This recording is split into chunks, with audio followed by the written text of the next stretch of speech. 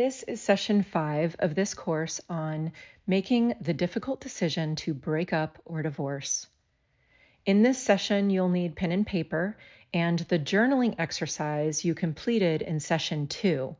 That was the one where you wrote the argument that exists in your mind about whether or not to stay or leave your partner. If you don't already have it, you can pause the recording and come back when you're ready.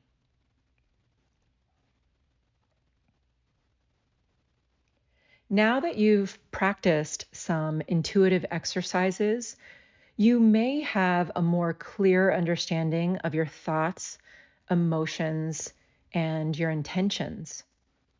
So now we're going to analyze what you wrote, or better yet, what your intuition told you to write. But let's review the difference between the different thoughts that exist in our head. It's the ego and our intuition. Now, let me say that this is based on the belief that we are spiritual beings living a human existence. Our spiritual part, our heart and soul, holds our intuition. Our human mind contains the ego. These two aspects within us can often be in opposition of one another. It can feel like the angel on one shoulder telling us to do one thing and the devil on the other shoulder telling us to do the exact opposite. But it's really more like yin and yang. Although they often conflict, they must work together. We hear them both as thoughts in our mind, so it can be easy to confuse the two. But this is a very important distinction because our intuition is always the path of our truth and our highest good, while the ego can lead us astray because it's fueled by fears, doubts, and insecurities. Let's review some tips on how to differentiate between the ego and our intuition. It would be a good idea to take some notes here so you can apply this information to what you wrote in the journaling exercise from session 2. Okay, so let's first talk about the timing. The timing of the thought can help us differentiate the ego from the intuition. Usually our very first thought is our intuition, right? That's why in school they would tell you to go with whatever the first answer you thought of was. And every time we would end up going back and erasing it and changing the answer, we usually got it wrong. So our first thought is usually our intuition, because then after that, what kicks in is our fears, our doubts, our insecurities, and that's our ego.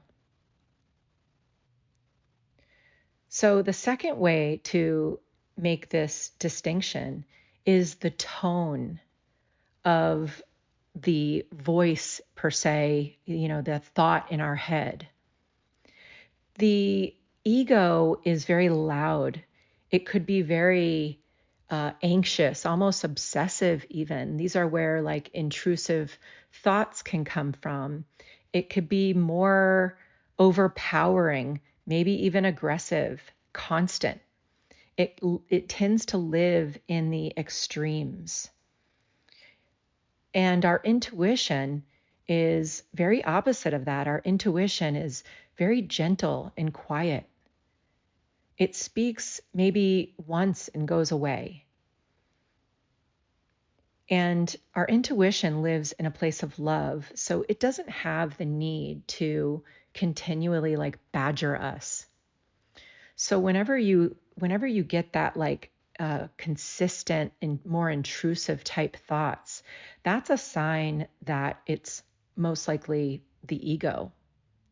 Our intuition can come in sometimes as just like one word or maybe like a short phrase, and then it kind of goes away.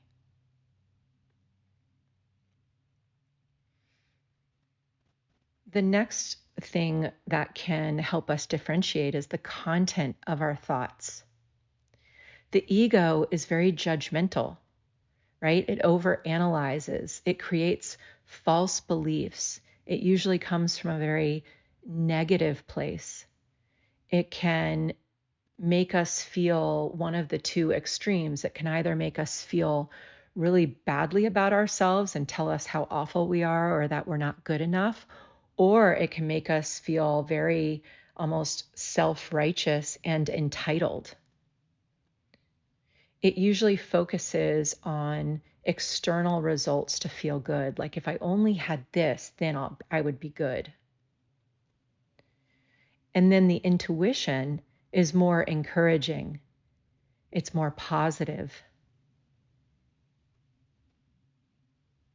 And the message of the intuition helps us feel love. It comes from a place of love. It's more peaceful and simple.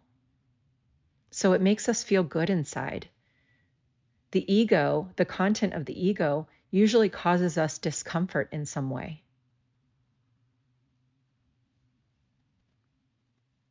The intuition, the content, also focuses on internal results to make us feel good, as opposed to the ego that focuses on the external results to feel good.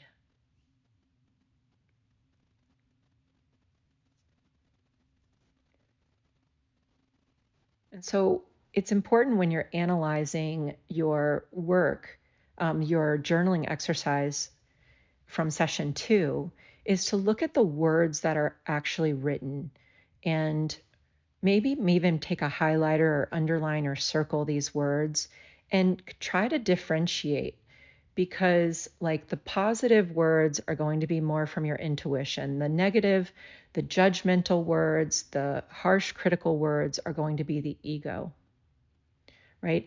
Any phrases or words that continue to repeat itself, right? That's going to be the ego. So you will most likely have a lot of things circled or highlighted there that would be ego, and maybe only a couple things that are there for the intuition. So in analyzing this, it's not about like a pros and cons list where you want to see, which one outnumbers the rest. So you could have, 50 things under ego, but you could have 2 things under intuition that can easily outweigh those 50 things on the side of the ego.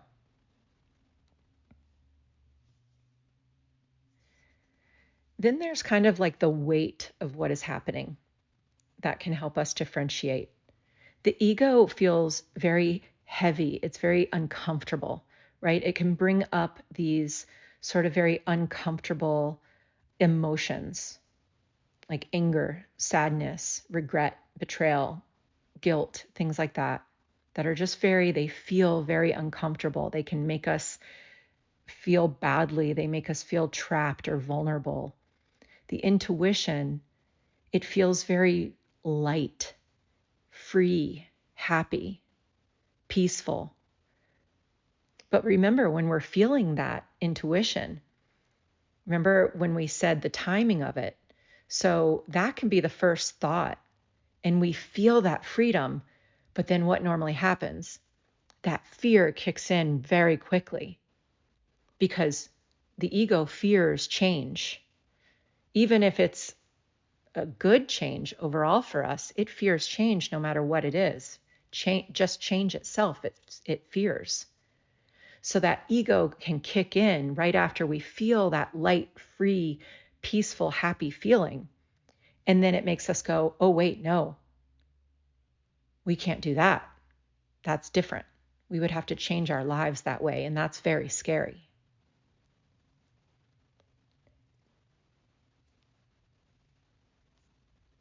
The ego is also very overprotective. Its motivation is to protect us, right? It comes from a place of fear. It comes from a place of survival.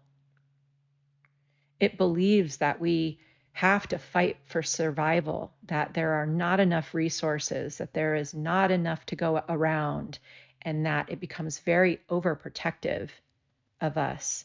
And it looks at life from in a way of like threats. like everything is a threat. And this could be either actual real threats or maybe even imagined threats or just like fear-based threats. Whereas the intuition doesn't have any fear. It comes from a place of pure trust and hope and faith. It believes, it knows that there's no reason to fear because everything will end up working out for our highest good. So the motivation of the intuition, it's motivated by love and happiness. The intuition knows that even though the transition of making a change can be difficult, it knows that it's looking further beyond. It's looking at our greatest good, our highest good, further out. Our ego is only worried about our immediate gratification. And it's only looking at that difficult transitional period, but not how we'll be on the other side. And that's where our intuition looks towards. So I want you to take some of these differentiations and I want you to really analyze the words and phrases that you wrote. And I want you to see if you can differentiate what is your intuition talking and what is your ego talking. And the goal here is to allow your intuition to guide your decision.